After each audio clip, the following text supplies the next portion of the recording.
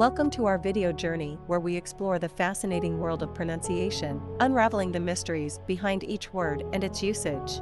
In this video, the word is aconite. Aconite. Aconite. Aconite is a noun that refers to a highly toxic plant of the genus Aconitum, also known as wolfsbane or monkshood. It is recognized for its striking blue or purple flowers but is extremely dangerous when ingested. Here are some examples. Example number 1. Botanists study the unique properties of aconite plants to understand their effects and uses. Why aconite is used in example number 1. Aconite is used in the context of botanical research. Example number 2. In medieval times, aconite was used as a poison for assassinations and as a cure for ailments. Why aconite is used in example number 2. Aconite highlights its historical uses, both medicinal and sinister.